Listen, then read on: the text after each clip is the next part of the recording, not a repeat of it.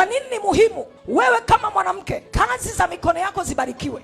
Kwa nini ni muhimu wewe kama mama uwe na uchumi ulioimarika? Sababu ya kwanza, Biblia inasema mwanamke ni msaidizi. Mwanamke ni chombo cha msaada. Mwanamke ni mtu aliyeletwa ili kuwa msaada, sio tu kwa jamii yake, sio tu kwa mume wake, lakini kwa familia, lakini kwa jamii na kwa taifa lake pia. Lakini pia mwanamke ameletwa ili kuwa msaada kwa kanisa na kwa ufalme wa Mungu pia. Utaniambia, pastor, unaongea kitu gani? Kitabu kile cha Warumi sura ya 16 anasema, napenda kumtambulisha kwenu dada yetu Foibe, mtumishi katika kanisa la Kenkrea. Naomba mpokeeni katika Bwana ipasavyo watakatifu na kumpa msaada wowote atakaohitaji kutoka kwenu, kwa maana yeye amekuwa msaada kwa watu wengi, mimi nikiwa miongoni mwao.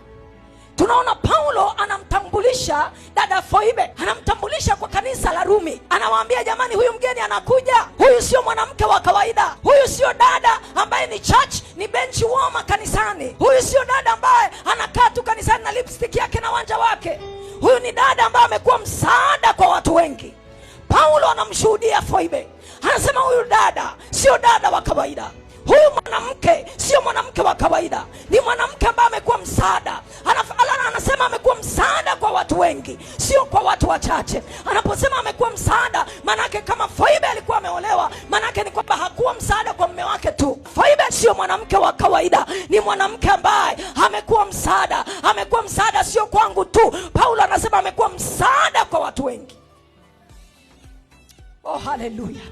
Mungu anataka tuinue kizazi cha kina Foibe, wakina dada ambao ni msaada kwa watu wengi, wakina dada ambao wakiingia kokote ni msaada wa Mungu umeingia hapo, wakiingia kwenye familia ni msaada umeingia hapo, wakiingia kwenye mji ni msaada umeingia hapo. Kama ambavyo Pastor Rosa ameingia kwenye mji wa Dodoma, huu ni msaada wa Bwana umeingia kwenye mji huu.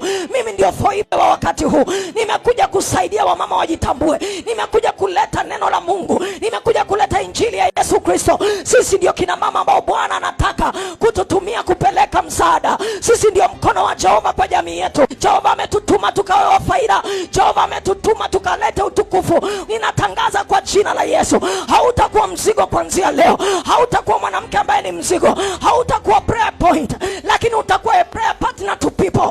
Ayakabarataya, Mungu akutumie kuwa msaada, Mungu akufanye kuwa Foibe kwenye jamii yako, Mungu akufanye kuwa Foibe kwenye mji huu wa Dodoma, katika jina la Yesu. Kama unaamini sema amina.